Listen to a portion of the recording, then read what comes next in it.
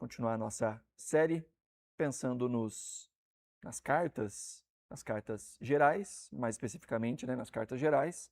Hoje nós vamos para o último subgrupo que nós temos nessas cartas, que é o subgrupo das cartas de João. Nós pensamos no último encontro nas cartas de Pedro, as duas cartas de Pedro, e hoje minha intenção é que a gente consiga ver as três cartas de João, né? Ou Ioannis, Ianou, pode ser também em grego, né? A Ianou, A, B e G. Em vez de ser 1, 2 e 3, ou primeiro, segundo e terceiro, em grego fica A, B e G, que seria alfa, beta e gama, as três primeiras letras do alfabeto grego. Então, em vez de ser João 1, João 2, João 3, nos escritos antigos eles apareciam com letras. E essas cartas, elas são as cartas mais recentes que nós temos, ou seja, estão mais próximos da gente, né? Enquanto a gente viu que Tiago seria a carta mais antiga, a primeira carta a ser escrita, até mesmo antes dos evangelhos, os livros de João, não só as cartas, mas todos os 5 livros de João, o evangelho, as 3 cartas e o livro do Apocalipse, todos são mais ou menos do ano 90 depois de Cristo, né? Entre 90 e 95 depois de Cristo. Então, são os últimos escritos, os que estão mais perto de nós, já no finalzinho aí do século I, né? São os últimos escritos de todo o cânon da Bíblia, né? Todo o Novo Testamento, são as cartas de João, o Evangelho e o livro do Apocalipse. E João também é a última referência apostólica do mundo antigo. Ele foi o último dos apóstolos a morrer. E ele era referência na cidade na qual ele passou o final da sua vida, a cidade de Éfeso, onde ele foi presbítero responsável pela igreja de Éfeso, mas não só referência em Éfeso, como para todas as igrejas do mundo antigo. Se você se lembra, quando a igreja começa, ela começa em Jerusalém. Então, a partir de Jerusalém, ela vai se expandindo para outros lugares. Então, Jerusalém é esse lugar como a igreja-mãe, por assim dizer, né, de onde saem todos os missionários. Com o passar do tempo, esse polo evangelístico muda de Jerusalém para Antioquia, onde estava o apóstolo Paulo, e depois, a partir de Antioquia, a igreja vai chegar aos gentios mais distantes, inclusive chegando na Europa. E, posteriormente, esse centro evangelístico muda de Antioquia para Éfeso. Então, Éfeso passa a ser a capital cristã do mundo antigo. Os esforços missionários, eles começam a partir de Éfeso. Então, Éfeso passa a ser esse lugar tão importante para toda a cristandade do mundo antigo. E João, o último dos apóstolos, era o presbítero ali, o pastor ali, e a última referência apostólica, não só para a igreja de Éfeso, mas para as igrejas que bebiam de Éfeso, né? Fosse a igreja de Jerusalém, as igrejas da Palestina ali, da Ásia e as igrejas, inclusive, da Europa. João, como eu disse, é o último dos apóstolos vivos. Depois que Paulo já tinha morrido, Pedro já tinha morrido, inclusive Tiago, que era o líder da igreja primitiva de Jerusalém, também já tinha morrido. Então, João é o último, o derradeiro dos apóstolos e a voz apostólica tão importante para o mundo antigo. Quando nós pensamos nas cartas, vamos começar falando da primeira carta de João, a gente já fala que a autoria da primeira carta é de João. Mas isso nós falamos a partir da tradição, porque o próprio texto bíblico não traz quem é o autor da primeira carta. Como você já deve se lembrar, no versículo 1 do capítulo 1, João já começa falando, o autor aqui já começa falando o assunto. Ele diz o que era desde o princípio, o que ouvimos, o que vimos com os nossos próprios olhos, o que contemplamos e as nossas mãos apalparam a respeito do verbo da vida. Mais à frente vai dizer, é isso que nós estamos falando para vocês. Então, diferente das outras cartas, que nós temos lá o autor se identificando, dizendo para quem que ele está escrevendo, João já é direto, ele já começa com o assunto. Essa carta não tem apresentação, ela não tem destinatário específico, como havia nas cartas do mundo antigo. Então parece muito mais com o início do Evangelho de João. João começa o Evangelho também assim, né? No princípio era o Verbo estava com Deus, o Verbo era Deus. Ele vai falar, vimos a sua glória, a glória do unigênito do Pai, cheio de graça e verdade, né? Ele vai falar sobre o Verbo se encarnando, se manifestando. Ele vai começar mais ou menos do mesmo jeito o Evangelho. Então, a similaridade entre o Evangelho e a primeira carta já ficam bem mostradas aí. E a carta de João, ela é muito parecida com a carta de Hebreus. Lembra que Hebreus é uma carta diferentona também, que não tem abertura, não tem destinatário, é um grande sermão. A carta de João também é um grande sermão. A lógica da carta é como se fosse um sermão em que ele fica voltando para os pontos que ele estabeleceu em todo o tempo. É uma carta muito cíclica. Se você já leu o 1 João inteiro, você vai ver que ele retoma várias vezes o mesmo assunto, mas cada vez por um ângulo diferente, com uma profundidade, uma amplitude maior. Ele fala de um assunto, passa para o próximo, depois ele volta no primeiro assunto, passa para o segundo assunto de novo e vai indo e voltando, né? E cada vez ampliando mais. Então esse João, como nós estamos dizendo, é o autor, e a gente sabe muito mais disso a partir da própria tradição, né? O mesmo autor do Evangelho. Talvez a base mais segura que a gente tenha da tradição de que João é o autor desta carta, nós temos vários pais da igreja que falam a respeito de João como sendo o autor da carta. Mas o mais importante de todos vai ser Irineu de Lyon, que vai citar Policarpo. E Policarpo era discípulo direto de João. Então, João tinha um discípulo chamado Policarpo, Policarpo tinha um discípulo chamado Irineu, esse tal de Irineu de Lyon. Irineu, então, vai citar que Policarpo falou que a carta era de João. Inclusive, a gente tem uns fragmentos de alguns escritos de Policarpo, em que ele cita um texto conforme aparece na carta de João, e ele diz, como disse João, e ele cita exatamente a frase que está na primeira carta de João. Então, um discípulo direto de João dizendo, essa carta é uma carta de João. Então, essa seria a maior autoridade entre os pais da igreja, mas a gente vê vários outros falando da autoria joanina para essa primeira carta. As outras duas cartas são um pouco mais debatidas ao longo da história, embora também nós encontremos os pais da igreja defendendo a autoria de João. Mas a primeira carta, ela é inequívoca. Nenhum autor antigo vai brigar dizendo, não foi João que escreveu. Não, aqueles que apontam que João escreveu o Evangelho são os mesmos que apontam que João escreveu a primeira carta. Então há uma segurança muito grande a respeito dessa autoria de João. Então esse João é o famoso João, o irmão de Tiago, né? Os filhos de Zebedeu, né? Os Boanerges, os esquentadinhos, né? Os filhos do trovão, aqueles que diante de Jesus ser impedido de entrar em determinada cidade, eles perguntam, Senhor, você quer que a gente ora para vir um fogo do céu e consumir eles todos? Né? Jesus fala, calma, você não sabe qual que é o espírito de vocês? Então, os esquentados. João é esse que brigou com o próprio irmão, lembra? Brigou com Tiago, ficava ali querendo saber quem que era o maior, ao ponto da mãe desses dois ir até Jesus e falar assim, olha, Senhor, no seu reino, lembra, quando entrar no seu reino, de colocar um do seu lado direito, outro do seu lado esquerdo, né? Eles mesmos pediram para Jesus que eles queriam ficar um do lado direito, outro do lado esquerdo. A lógica é que o monarca, quando se assentava no trono, quem estava à direita e à esquerda eram as pessoas principais do seu reino, né? Eram aqueles que recebiam algum tipo de autoridade, tipo o ministro da Casa Civil, né? O chefe da Casa Civil e o ministro da Economia. Era um negócio mais ou menos assim, com muita autoridade. Então são eles que pedem, acima de todos os outros, para estar ali com Jesus nessas posições de destaque. E depois a mãe deles vai lá e pede, talvez eles tinham pedido para a própria mãe, né? Vai lá e fala com Jesus, né? Talvez ele ouça a senhora mais do que a gente, né? E ela pede, olha, deixa os meninos aí sentados do seu lado no seu trono. É esse João, né? O João que caminhou com Jesus tão próximo, né? Um dos 12 apóstolos, o mais chegado de todos, né? A Bíblia vai nos mostrar então que Jesus tinha 12 discípulos, desses 12 tinha os 3 que eram os mais próximos, né? Pedro, Tiago e João. Mas João é apresentado como sendo aquele que deitava no peito de Jesus, que se reclinava. Ele é chamado de o discípulo amado. Tá certo que quem chama ele de discípulo amado é ele mesmo no Evangelho, né? Ele que se chama de o discípulo amado. Mas a gente não vai duvidar de que isso era de fato algo real. E o que pode nos demonstrar o porquê dessa diferença no relacionamento de Jesus com ele é que a gente vê dois extremos muito interessantes.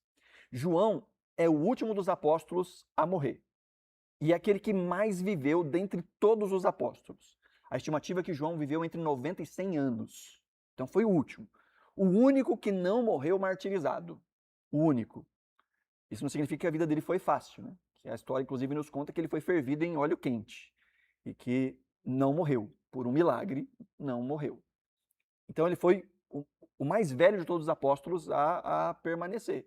E foi fiel a Jesus até o fim da sua vida. Policarpo vai nos contar que chegou um momento em que João não conseguia mais andar e ele era carregado pelos seus discípulos de comunidade em comunidade.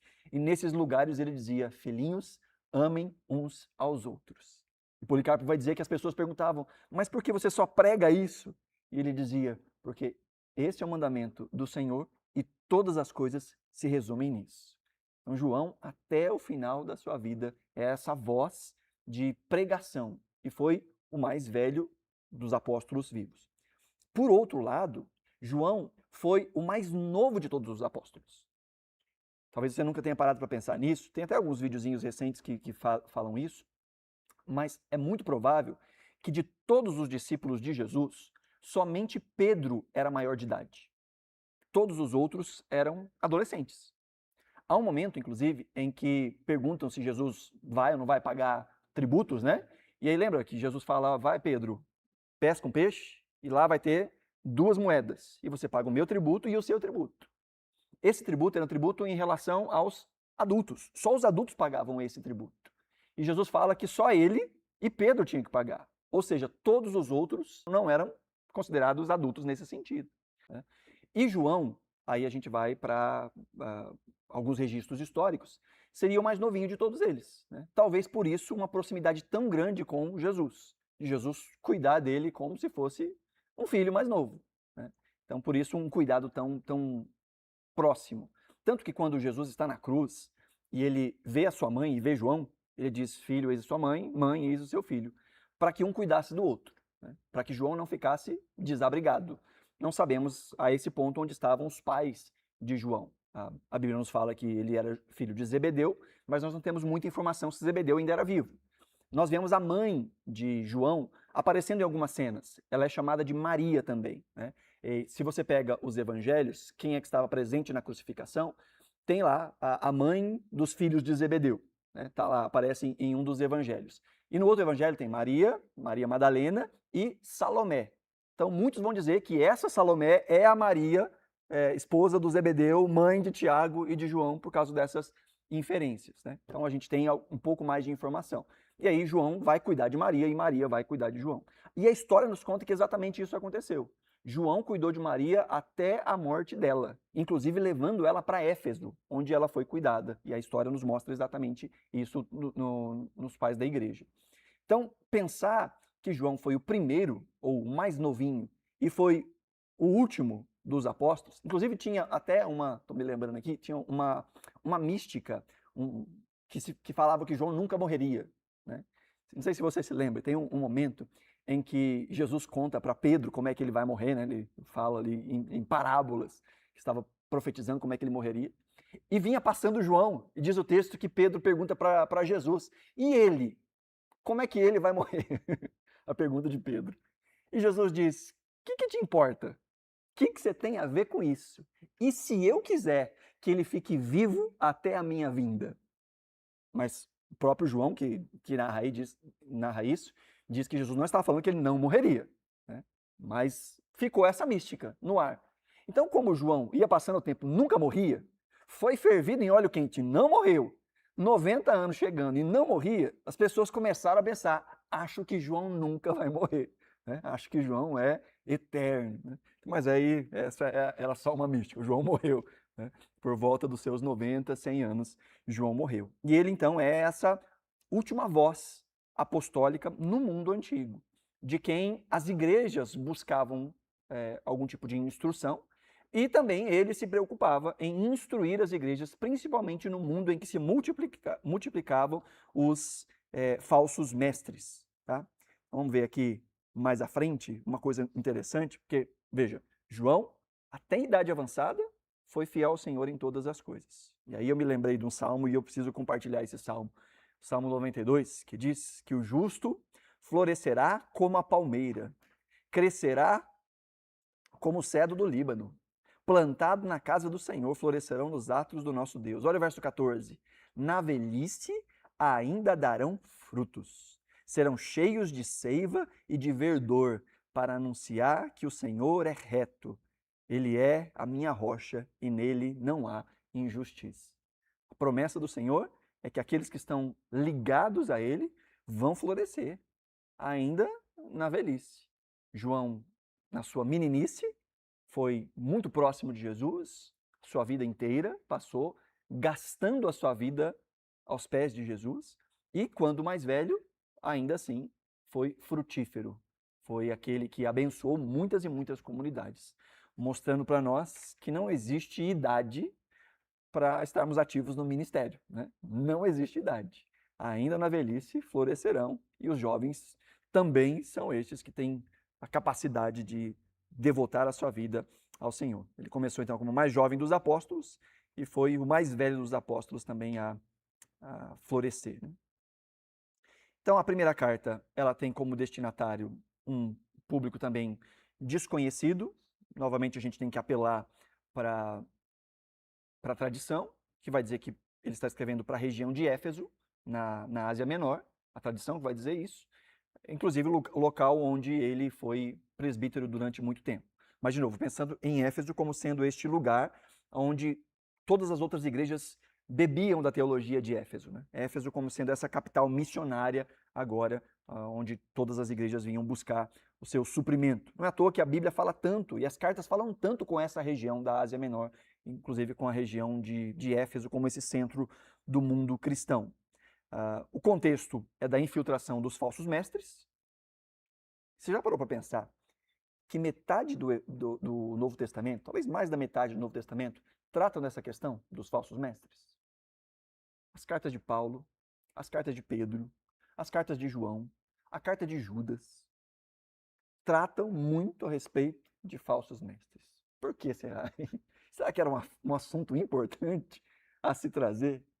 Mais da metade de todo o Novo Testamento. Óbvio, existem vários assuntos que se repetem, mas esse é um assunto que está na maioria das cartas de Paulo. Está na carta de Tiago, está em Hebreus, está nas cartas de Pedro, está nas cartas de João, de tão necessário que era. Tanto que, inclusive nessa região de Éfeso, Paulo advertiu a respeito dos falsos mestres presencialmente. Depois Paulo escreve várias cartas falando dos falsos mestres. Depois Paulo envia Timóteo e Epáfras, também com essa mensagem de tome cuidado com os falsos mestres. Paulo escreve para Timóteo 2 cartas, lembra? As cartas falando exatamente sobre falsos mestres também. Inclusive ele diz a Timóteo, olha, nos últimos dias vão se multiplicar aqueles que falam em nome de Deus coisas que não tem nada a ver com o que Deus falou. As pessoas vão ter coceira no ouvido e vão procurar para si mestres que vão falar o que elas querem ouvir. Timóteo, fique esperto a respeito disso. E Timóteo foi presbítero em Éfeso. Pedro, como nós vimos no nosso último encontro, escreve cartas para essa região de Éfeso. E ele vai dizer, eu estou lembrando vocês, estou dizendo nada inédito, nada novo. Cuidado com os falsos mestres. Judas vai escrever para essa região também. Judas está escrevendo para a região de Éfeso. E João está escrevendo 3 cartas, de acordo com a tradição, escrevendo também para a região de Éfeso. Ele esteve presente como presbítero e ele escreveu para essa região falando a respeito dos falsos mestres. Então esse é um assunto recorrente.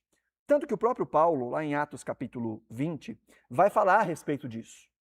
Paulo aqui em Atos 20 está falando com os presbíteros de Éfeso. Ele encontra um grupo de presbíteros e ele vai dar algumas instruções. E ele diz lá no versículo 28, cuidem de vocês mesmos e de todo o rebanho no qual o Espírito Santo os colocou como bispos, para pastorearem a igreja de Deus, a qual ele comprou com o seu próprio sangue. Olha o verso 29. Eu sei que depois da minha partida, aparecerão no meio de vocês lobos vorazes, que não pouparão o rebanho, e que até mesmo entre vocês se levantarão homens falando coisas pervertidas para arrastar os discípulos atrás de si. Portanto, vigiem, lembrando que durante 3 anos, noite e dia, não cessei de admoestar vocês com lágrimas, cada um de vocês. Olha que interessante. Paulo está dizendo, eu estou saindo, mas fique esperto, que assim que eu sair, vão vir lobos vorazes. E ele vai dizer, e eles vão brotar do meio de vocês. Talvez Paulo estivesse falando isso por meio de uma revelação, ou talvez falando isso por meio de uma percepção do que ele já estava vendo no meio da comunidade. E é ele que vai escrever várias cartas, advertindo, inclusive, sobre companheiros de ministério que haviam desviado. Gente que havia apostatado da fé. E João vai nessa mesma toada. É na primeira carta de João que ele diz, filhinhos, essa é a última hora. E como vocês ouviram, que o anticristo, aqui ele está falando do anticristo, aquela figura final mesmo, o anticristo escatológico, ele vem, mas ele diz, também agora muitos anticristos têm surgido. A ideia aqui não é só aquele que é contra Cristo, mas aquele que quer se colocar no lugar de Jesus. Então tem o anticristo, e ele diz, mas tem vários anticristos que vêm antes do o anticristo. Ele diz, por isso sabemos que é a última hora. E quem são esses anticristos? Ele diz, eles saíram do nosso meio. Foi o que Paulo falou? Lobos vorazes. Muitos deles iam sair do meio de vocês. Ele está dizendo, gente, muitos anticristos já têm surgido. Muita gente está falando aquilo que Jesus não falou, já tem surgido. E eles saíram do nosso meio, mas não eram dos nossos. Porque se tivessem sido dos nossos, teriam permanecido conosco. Mas eles se foram para que ficasse manifesto que nenhum deles é dos nossos. Mas vocês têm a unção que vem do santo e todos têm conhecimento. Olha o João dizendo, gente, tem um monte de gente aí se colocando num ensino que é contrário a Jesus. E eles caminharam com a gente. Eles sentavam nos mesmos bancos que a gente. Saíram do nosso meio. Tem o nosso linguajar. Mas eles não são dos nossos, não. Porque se fossem dos nossos, teriam permanecido. Teriam continuado. E o fato de eles terem saído mostra que eles não eram dos nossos. Porque se fossem dos nossos, estavam com a gente. Né? Então João está lembrando aquilo que Paulo já falou. Que do meio da igreja do Senhor, pessoas saíam falando coisas que nada tem a ver com Jesus. E qual era o ensino que estes falsos mestres traziam? A carta de João vai nos dar várias pistas daquilo que ficou conhecido como protognosticismo ou docentismo, que defendia, dentre muitas coisas, primeiro, eles negavam a encarnação de Cristo. Negavam que Jesus havia encarnado. Né? Porque tinham essa ideia de que o corpo é mau, o espírito é bom, logo, Jesus não podia ter encarnado porque seria se diminuir. E, de fato, é se diminuir. Né? A Bíblia vai dizer que ele se esvaziou e assumiu a forma de servo. Mas na cabeça deles, não, é impossível que isso aconteça. Então, eles iam dizer que Jesus parecia que era humano, mas não era humano de verdade. O que vai contra toda a teologia do Antigo e do Novo Testamento. Para que Jesus pagasse o preço pelo nosso pecado, ele tinha que se identificar conosco. Ele tinha que ser como nós, ele tinha que encarnar. E sendo homem, ser perfeito em todas as coisas e pagar pelo pecado dos homens. Mas os docetistas, estes antigos, diziam, não, Jesus não encarnou. E aí João vai dizer, nisto vocês reconhecem o Espírito de Deus. Todo espírito que confessa que Jesus Cristo veio em carne é de Deus. Ele está dizendo, olha como você define, ou uma das formas de você identificar o falso ensino do ensino verdadeiro. Aquele ensino que vem de Deus é aquele que confessa a encarnação de Jesus. Ele diz, e todo espírito que não confessa isso a respeito de Jesus, não procede de Deus. Pelo contrário, este é o espírito do anticristo, a respeito do qual vocês ouviram dizer que viria e que agora já está no mundo. João está dando formato para esse anticristo, né? Dizendo aqueles que não pregam a encarnação de Jesus. Aqueles que acham que Jesus é só uma ideia, que é só uma filosofia, aqueles que dizem que Jesus só tem bons ensinos, mas que ele não é a encarnação de Deus. E tem muito pastor falando isso hoje em dia, viu? Pastor. Falando, não, porque a Bíblia é uma grande alegoria, não, porque essas coisas que fala, Jesus ressuscitou, mas foi no coração dos seus discípulos. Jesus ressuscitou, mas é porque a sua mensagem continuou. Ele não ressuscitou fisicamente. Tem pastor falando isso hoje em dia. Nada novo debaixo do sol. João está dizendo, gente, isso aí é espírito do anticristo. Isso não é o ensino de Deus. Outra coisa que eles falavam é que, uma vez que o corpo não tem nada a ver com o espírito é que é elevado, o corpo é secundário, então isso trazia um tipo de vida que era moralmente frouxo. Um apego às coisas dessa vida, um apego às coisas do mundo, né? O amor ao mundo, como o próprio João vai falar. Quando falava sobre isso, sobre essa separação entre o corpo e o espírito, então o espírito é superior, o corpo é inferior. Então surgiu duas linhas a partir disso. Uma era a linha dos ascéticos, ou os ascetas, que eles diziam, uma vez que o corpo é ruim, o corpo não é bom, então a gente tem que reduzir ele à escravidão o máximo que a gente pode. E aí eles faziam jejuns, eles evitavam comidas, eles não se casavam, eles faziam autoflagelação, machucavam o corpo ao máximo, dizendo, quanto mais eu sacrifico o meu corpo, mais eu vou estar perto de Deus. Veja, a Bíblia nos ensina sobre a autocontenção do corpo. Paulo fala sobre esmurrar o corpo, mas ele fala sobre esmurrar a vontade do corpo, e não o corpo em si mesmo. O corpo não é mau, o corpo não é ruim, Deus criou o corpo. A questão é o coração. Então, sim, há alto limite que nós precisamos impor para nós mesmos. Mas o próprio Paulo vai dizer que algumas pessoas fazem esse tipo de postura severa com o corpo, que parece algo que é sábio, mas isso não tem poder nenhum para refrear os pecados, para mudar o coração. O que muda o coração é o evangelho. Então havia um grupo que machucava a si mesmo, não comia, era muito reduzido naquilo que comia, naquilo que bebia, não se casavam, se machucavam. Esse era um grupo. E por outro lado tinha um outro grupo, que dizia, uma vez que o espírito é elevado e o corpo não presta para nada, não tem pecado. A vida moral é diferente da vida espiritual. Se eu reconheço a Cristo como Salvador, eu estou salvo. Então, eu posso fazer o que me der na telha. E eles caíam por outro lado, de todo tipo de libertinagem, de todo tipo de excesso. Comiam muito, bebiam muito, farreavam muito, faziam de tudo muito. Porque eles diziam, não tem pecado. Nós estamos para além do pecado. O pecado já foi vencido. O pecado é uma coisa que eu não preciso me preocupar mais. Então, aquilo que eu faço com o corpo não tem nada a ver com aquilo que eu faço com a alma. É isso que eles diziam.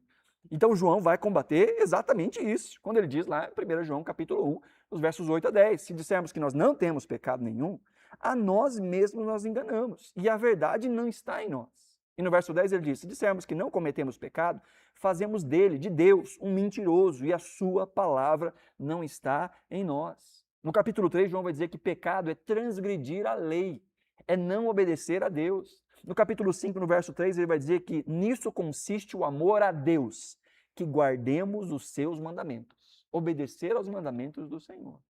Então, enquanto os falsos mestres diziam, vive do jeito que você quiser, porque vida moral e vida espiritual não são a mesma coisa, João vai dizer, vocês estão confundindo as coisas. Vida espiritual se manifesta na vida física, na vida terrena, na forma como a gente age nesse mundo e na forma como a gente obedece a Deus. Outra coisa que esses falsos mestres ensinavam era um suposto conhecimento esotérico. Então eles falam desse tipo de conhecimento que era alcançado de maneira mística, que não era o conhecimento a partir do que você ouve do Evangelho, do ensino dos apóstolos, da leitura das cartas dos apóstolos, da leitura do Antigo Testamento. Não, eles falam de um tipo de elitismo espiritual, de algo que Deus fala particularmente com alguns indivíduos iluminados, em sonhos, em visões, em revelações. E eles então tinham uma atitude de superioridade, porque eles diziam, nós temos esse conhecimento elevado, que é revelado somente por um grupinho. E todo mundo que não está nesse grupinho nosso, estes são desprezados, são colocados de lado. E eles diziam, nós temos o conhecimento. Vocês precisam do nosso conhecimento, vocês precisam da nossa revelação, vocês precisam do nosso intermédio naquilo que Deus está fazendo, nas novas coisas que Deus está fazendo. Alguma coisa parecida com o que acontece por aí hoje em dia? Nada novo debaixo do sol. E o que João vai fazer? Vai dizer, não é para alguns iluminados a vontade de Deus. A vontade de Deus é para todo aquele que nasceu de novo. João vai dizer, inclusive, lá em 1 João 2,20, mas vocês têm a unção que vem do santo e todos têm conhecimento. Essa revelação espiritual, todo mundo tem acesso a ela, todos vocês. Mas essa revelação está disponível porque o ensino nos foi dado por meio de Jesus, por meio dos apóstolos. Ele diz no verso 27, quanto a vocês, a unção que receberam dele permanece em vocês, e não precisam que alguém os ensine. Mas como a unção dele os ensina a respeito de todas as coisas, e é verdadeira, e não é falsa, permaneçam nele, como também ela ensinou a vocês. João está dizendo, não é uma casta, uma elite, uma galera que tenha um acesso que vocês não têm. Não, todo aquele que está em Jesus tem acesso à revelação que vem de Jesus. Aquilo que já está entregue a nós. E várias vezes João vai dizer, o que eu estou trazendo para vocês não é novidade. Eu estou lembrando vocês, não é novo. Ou seja, eles já foram ensinados a respeito dessas coisas. Mas estes falsos mestres falavam de um tipo de conhecimento sobrenatural, esotérico, místico, né? E a resposta de João é todo o cristão tem essa unção. Lá na segunda carta, ele vai falar que nós devemos nos afastar de todos aqueles que ultrapassam do ensino de Cristo. Ou seja, aqueles que ensinam para além daquilo que Cristo ensinou.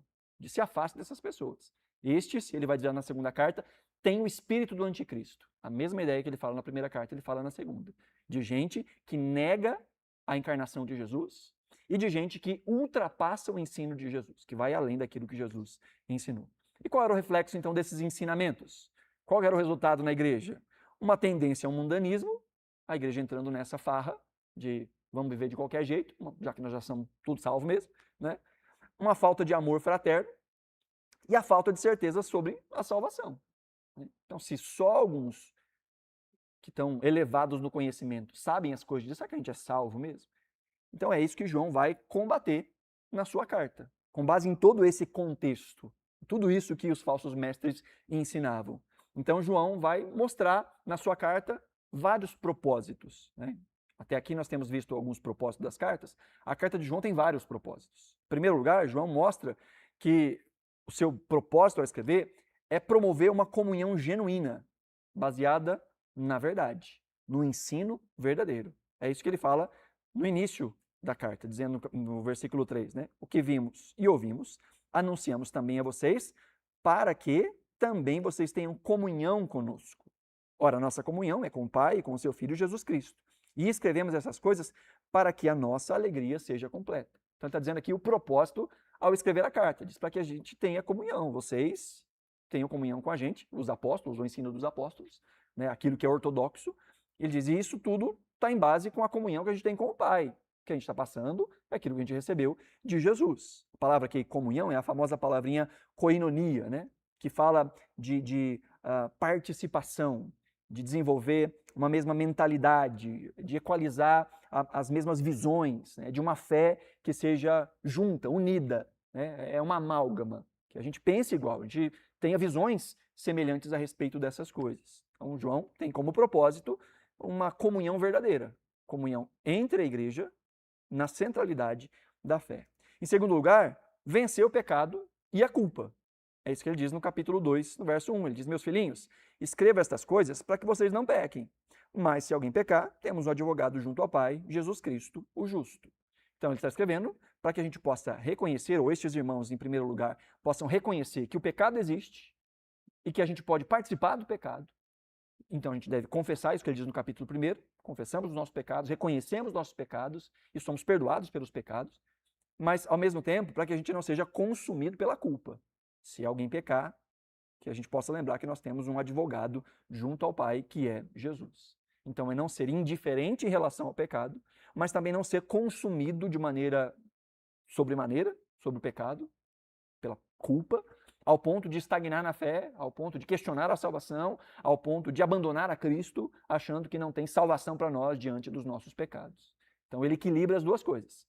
Não negue o pecado, mas não seja consumido pela culpa do pecado. Lance tudo na cruz de Jesus. Confesse os seus pecados. E por último, ele vai falar sobre não dar, ainda tem mais um ponto. Ele vai falar sobre não dar ouvidos aos falsos mestres, ao que diz aí no 2:26. Isso que acabo de escrever para vocês é a respeito dos que estão tentando enganá-los. Eu estou dando para vocês umas dicas porque tem gente tentando enganar vocês.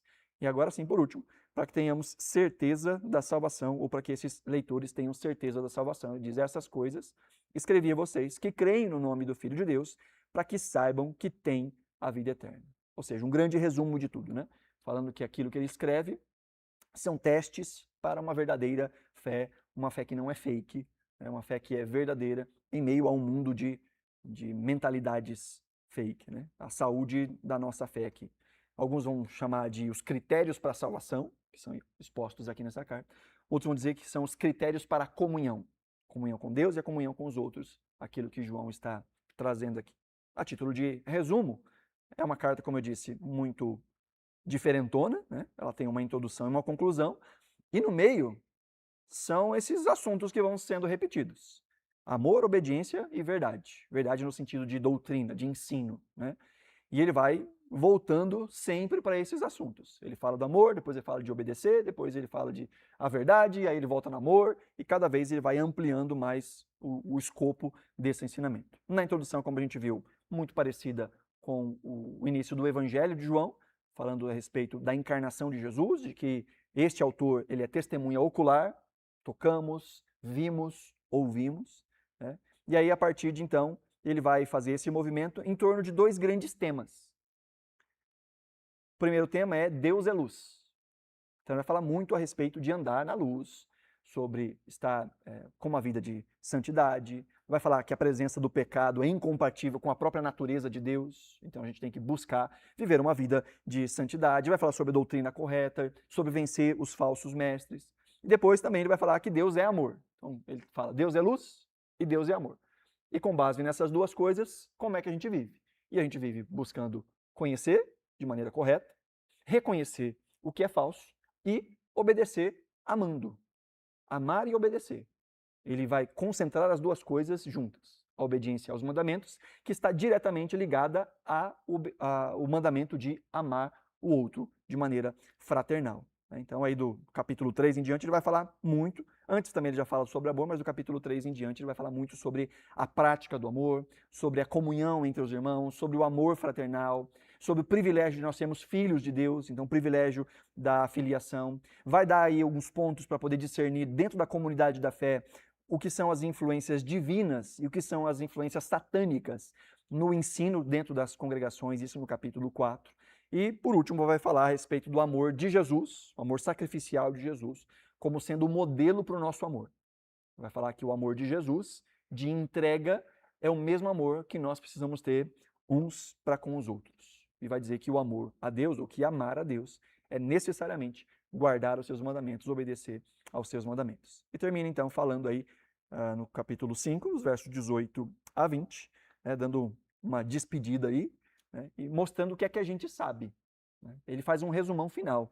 Lá no versículo 18 ele vai dizer assim, ó, sabemos que todo aquele que é nascido de Deus não vive em pecado, porque quem é nascido de Deus guarda a si mesmo e o maligno não pode lhe tocar. Primeira coisa que ele fala, há coisas que a gente sabe. Primeira coisa, a gente sabemos que aquele que nasceu de Deus não vive no pecado, não vive insistindo numa vida de pecado.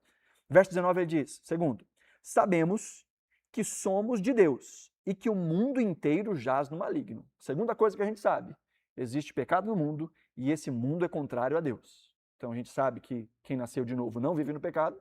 Segundo, esse mundo jaz no maligno. E o terceiro, verso 20, ele diz, também sabemos que o Filho de Deus já veio e nos tem dado o entendimento para reconhecermos aquele que é o verdadeiro. E nós estamos naquele que é o verdadeiro, em seu Filho, Jesus Cristo. Este é o verdadeiro Deus e a vida eterna. Então, três coisas disso que a gente sabe. A gente sabe que quem nasceu de novo não vive no pecado. Segundo, que nós estamos no mundo de pecado, um mundo que jaz no maligno. E terceiro, que Jesus nos deu a capacidade de discernir o pecado e lutar em relação ao pecado. Nós podemos viver de maneira diferente porque Jesus nos deu condições de identificar a verdade e, a partir de então, vencer aquilo que é mentira. E ele termina dizendo no verso 21, filhinhos, cuidado com os ídolos. Ou seja, diz, se guarde de tudo aquilo que não é Cristo, de tudo aquilo que não é Deus, de tudo aquilo que é uma imitação de quem é Jesus. Tá? Então, o resumo aqui é que a realidade que a gente conhece, a verdade que a gente conhece, cobra de nós que a gente repudie a falsidade, a mentira e tudo aquilo que não tem nada a ver com o ensino de Jesus. E as outras cartas de João também tratam sobre isso, sobre o cuidado com a verdade. As três cartas falam do cuidado com a verdade e o cuidado contra os falsos mestres. Na segunda carta, também do apóstolo João, aqui ele vai se apresentar como o presbítero, né? Ou ancião, aquele que é o mais velho, ele mesmo se aponta como sendo o presbítero. Como eu disse, essa carta e a terceira carta tem um pouco mais de debate, embora a gente encontre também na patrística testemunhos de que essas são cartas de João. O destinatário não é colocado de maneira clara. Nós temos apenas, como a gente vê aqui, o presbítero, a senhora eleita e os seus filhos a quem amo na verdade. Uma interpretação é que é uma família, uma senhora com seus filhos. Essa é uma interpretação. Não é a interpretação majoritária. A outra interpretação é que essa é uma alusão à igreja. Essa senhora eleita seria uma igreja local, ou a igreja de uma maneira mais ampla, e os seus filhos seriam os membros dessa comunidade de fé. Tanto que ele termina dizendo que a irmã dessa senhora eleita e os seus filhos mandam saudações a essa senhora eleita, né? Como que uma alusão. Essa é a interpretação mais comum a respeito dessa carta, de que ele está escrevendo para um grupo de cristãos, a uma igreja local, né? Então, desconhecido seriam os receptores dessa carta. Então, a senhora eleita e os seus filhos, como sendo esta igreja. E o propósito? Não receber os falsos mestres, né? A persistência do falso ensino correndo por todo lado. No mundo antigo, as pessoas que pregavam, fossem os falsos mestres, fossem aqueles que eram enviados mesmo pelos apóstolos ou que eram enviados pela igreja, eles contavam muito com a boa vontade de outros cristãos.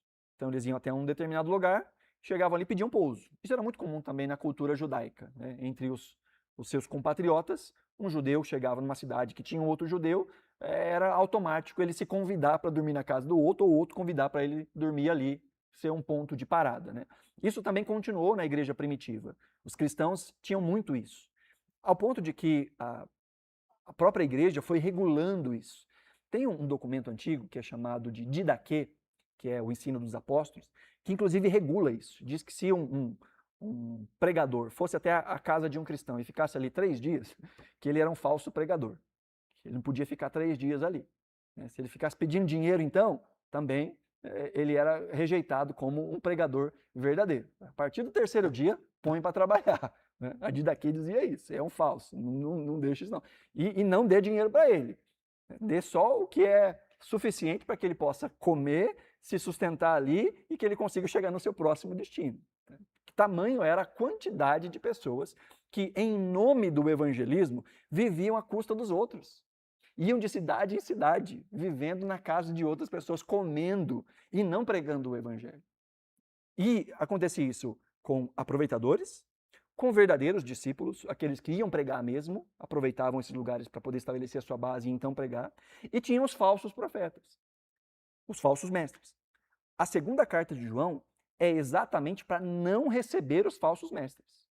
João, inclusive, vai dizer que aquele que recebe um falso mestre está se tornando parte do seu trabalho, está se associando, está sendo conivente, participante do erro juntamente com ele.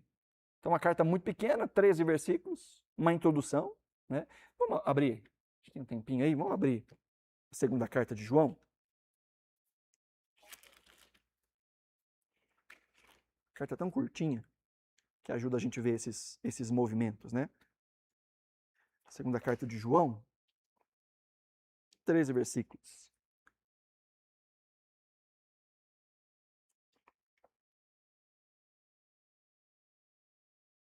Que ele diz: o presbítero, a senhora eleita e aos seus filhos, a quem eu amo, na verdade. Olha os detalhes, depois se você quiser sublinhar aí quantas vezes a palavra verdade aparece. Diz: a quem amo, na verdade. E não somente eu, mas também todos os que conhecem a verdade. Por causa da verdade, que permanece em nós e conosco, estará para sempre. Que a graça, a misericórdia e a paz da parte de Deus, Pai de Jesus Cristo, o Filho do Pai, esteja conosco em verdadeiro amor. Toda aqui é a introdução, né? Toda a saudação. Verso 4. Fiquei muito alegre por ter encontrado alguns de seus filhos que andam na verdade, de acordo com o mandamento que recebemos do Pai. E agora, Senhora, peço-lhe, não como se escrevesse mandamento novo, mas o mesmo que temos tido desde o princípio, que nos amemos uns aos outros. Olha, o resuminho da primeira carta de João. Aí ele diz, verso 6, e o amor é esse, que andemos segundo os mandamentos de Deus. E este mandamento, como vocês ouviram desde o princípio, é que vocês vivam nesse amor. De novo, um resumão de 1 João, né? Em que ele equivale amar a Deus com andar nos mandamentos e obedecer com amar. Amar a Deus e amar os outros. Verso 7, que vem aí o cuidado com os falsos mestres. Ele diz, porque muitos enganadores têm saído mundo afora, os quais, olha o que eles fazem, não confessam que Jesus Cristo veio em carne. Aí de novo negando a encarnação de Jesus. Este é o enganador e o anticristo. Mesmo tema que ele trata na primeira carta. Verso 8. Tenham cuidado para que não percam aquilo que temos realizado com esforço, mas recebam plena recompensa. Todo aquele que vai além da doutrina de Cristo e nela não permanece, não tem Deus. O que permanece na doutrina, esse tem tanto o Pai quanto o Filho. Olha o verso 10.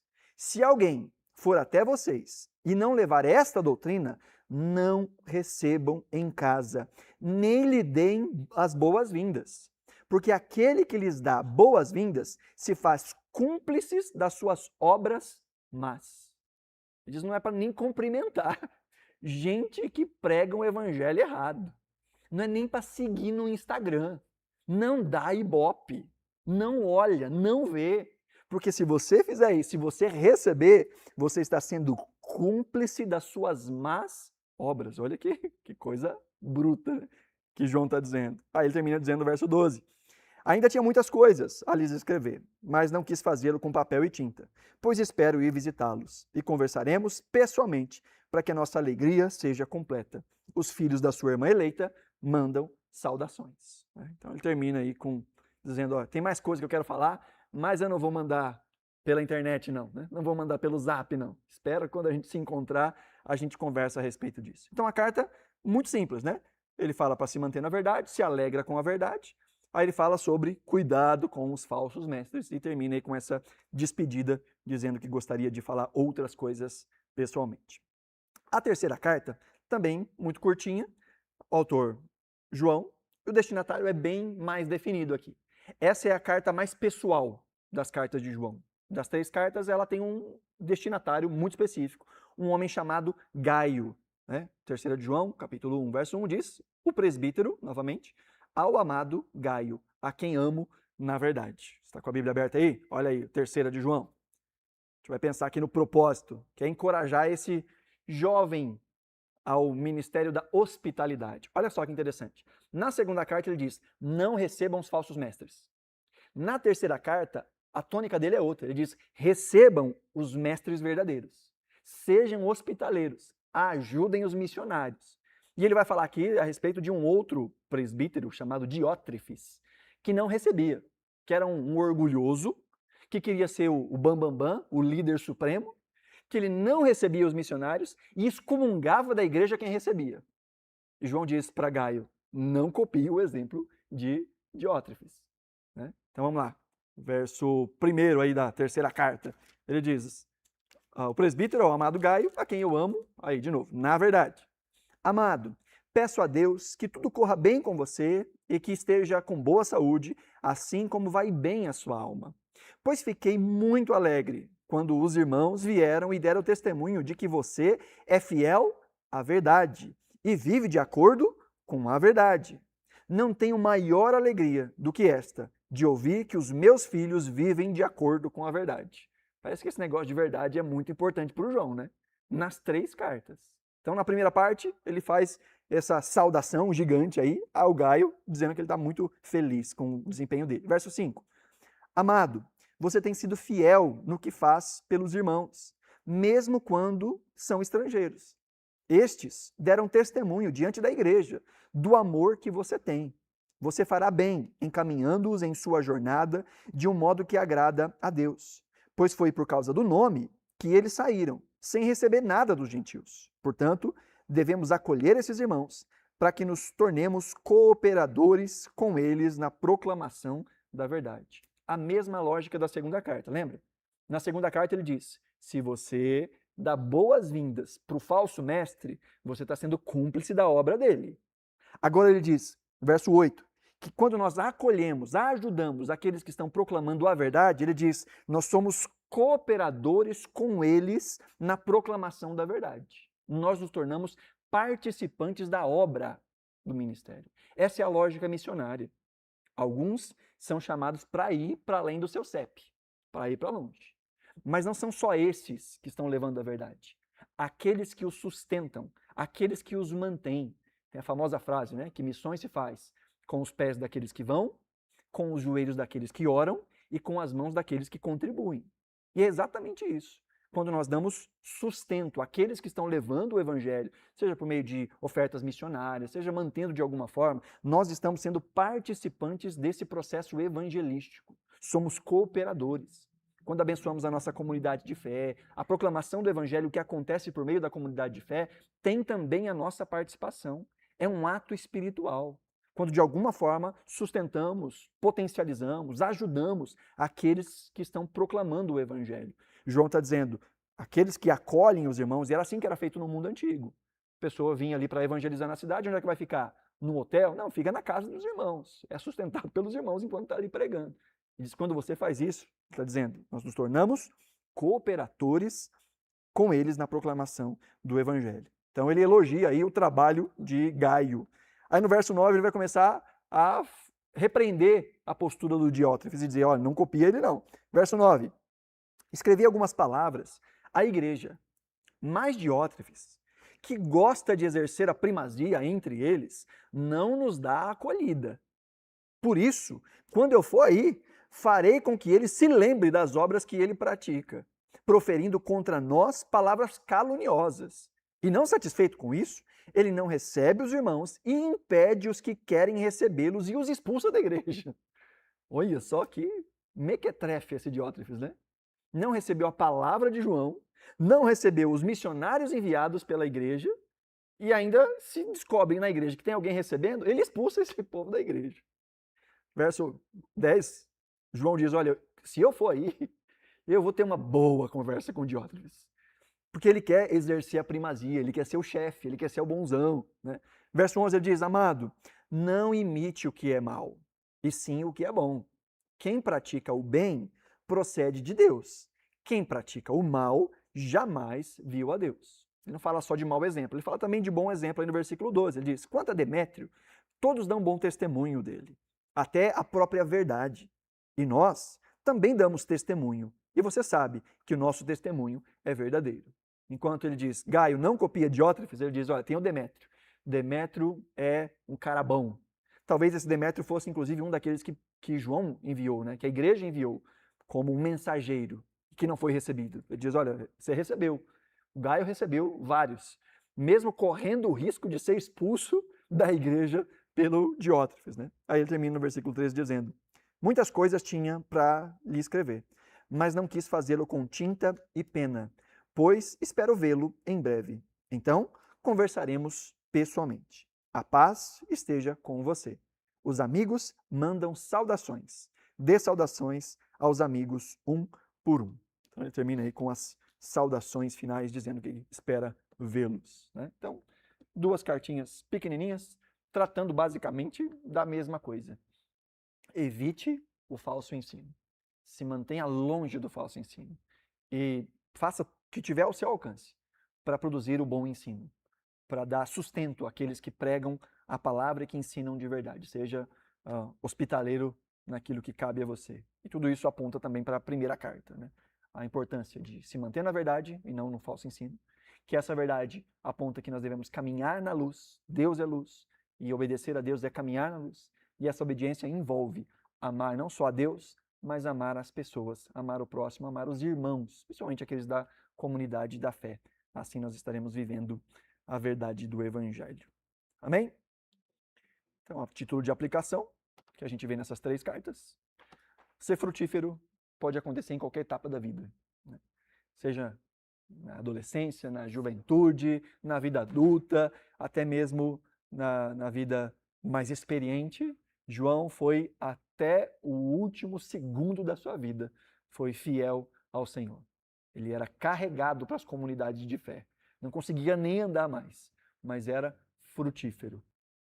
A segunda aplicação que a gente vê em João, existe um antes e um depois de Cristo, né? João, o esquentadinho, filho do trovão, queria pedir fogo na cabeça dos outros que não queria Jesus, né? Termina a sua vida como sendo aquele reconhecido como o apóstolo do amor. Aquele que mais falou sobre amor, sobre perseverança, sobre empatia, sobre perdão, sobre correr atrás daquele que está perdido, pregar para que ele volte, orar por aqueles que nos perseguem, o próprio ensino de Jesus. Então, há um antes e um depois nas nossas vidas quando Jesus entra e faz essa obra. A gente deixa de ser esquentadinho e aprende a ser amoroso. E por último, estar sempre atento contra o falso ensino. Né? Está sempre atento não só contra o falso ensino, mas contra os falsos mestres. E como é que a gente faz isso? Conhecendo aquilo que já foi ensinado. Conhecendo a Escritura. Falso ensino, como o próprio João diz, é ir além daquilo que Cristo nos ensinou. Ir além da doutrina. Mas às vezes a gente pode ser pego de surpresa porque não conhece o ensino de Jesus. E aí fica vendido nas palavras de qualquer um que fale bonitinho, em nome de Deus, com um tipo de verborragia que qualquer um engole. Né? Então, cuidado para discernir aquilo que é de fato palavra de Deus e aquilo que é só vontade humana. Não dar lugar aos falsos mestres e sempre buscar dar lugar ao bom ensino. Boas literaturas, ouvir pessoas que são fiéis ao Evangelho e principalmente buscar conhecer a palavra de Deus por nós mesmos. Ler a Escritura, estudar a Escritura, ter um tempo de estudo, de devoção. Momentos como esse são muito importantes, mas não substituem a nossa necessidade de uma busca pessoal. Hoje a gente tem tanto acesso, né? Tem tanto instrumento. Você joga no Google, você joga numa inteligência artificial, esse tema, e vai te trazer muitas instruções a respeito daquilo. Óbvio que sempre é bom pesquisar, né? Você pesquisa na inteligência artificial, mas pede as bases, que aí depois você pode ir atrás das fontes para poder ler as fontes primárias também. Mas a gente vive num tempo em que só é enganado quem quer. Só é enganado quem tem preguiça de correr atrás. Né? Existem interpretações diferentes a respeito de temas talvez um pouco mais complicados, mais difíceis, mas aquilo que a Bíblia fala de maneira muito clara está acessível a todo mundo. Né? Então a gente tem que tomar muito cuidado com aquilo que é dito em nome de Deus, que nada tem a ver com o que Deus realmente falou. Que o Senhor nos ajude a vencermos as falsas doutrinas, que são tão atraentes e que se multiplicam e que vão continuar a se multiplicar quanto mais se aproxima a volta de Jesus.